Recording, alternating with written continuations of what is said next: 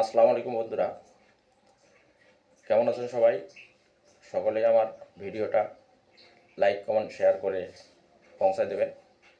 আসলে আমি জানার উদ্দেশ্যে কথাগুলো বলতেছি যাতে করি উনি পর্যন্ত ভিডিওটা চলে যায়। শোনেন, আমি আপনাকে বলতেছি, আপনি নিজেকে নিজে প্রশ্ন করবেন যে আজকে যখন আপনি ক্ষতির সম্মুখীন হয়ে গেছেন, এজন্য দায়ী কে? আসলে অন্যকে দায়ী করা যাবে না। কেন অন্যকে দায়ী করা যাবে না? আমার দেখা মতে আপনি মানুষের যত ক্ষতি করছেন,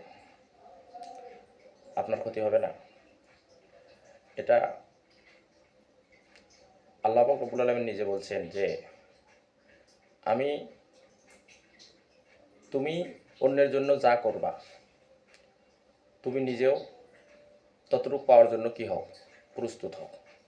কারণ হাতের ইপিঠ এবং ওপিঠ। আমি যদি আজকে কাউকে একটি গালি দিয়ে থাকি, সেই গালিটা খাওয়ার জন্য আমাকে অবশ্যই প্রস্তুত থাকতে হবে। সেটা 2 দিন আগে হোক, 2 দিন পরে হোক, 2 বছর পরে হোক, আর 10 বছর পরে হোক। এটা অবশ্যই আমার জীবনে আবার পুনরায় ফেরত আসবে।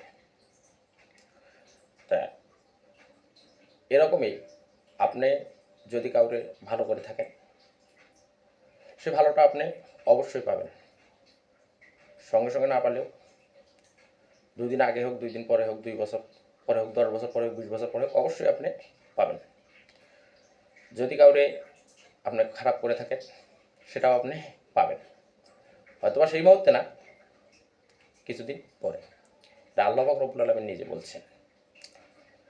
তা এখন আপনি যখন নিজে গাথায় পড়ে গেছেন, তখন এই গাথার থেকে ওঠার জন্য যাদেরকে আপনি গাথায় ফেলাইছেন বা ফেলানোর চেষ্টা করছেন, তাদের কাছে মাপ চেয়ে নেন। এখানে আল্লাহ পাক রব্বুল আলামিনের কাছে যদি মাপ চান, তাহাজ্জুদের নামাজ পড়েন, যাই কিছু করেন না কেন, এটা আল্লাহ পাক রব্বুল আলামিনের মাপ করার ক্ষমতা নেই। কারণ হক 2 প্রকার, একটা বান্দার হক, একটা আল্লাহর হক।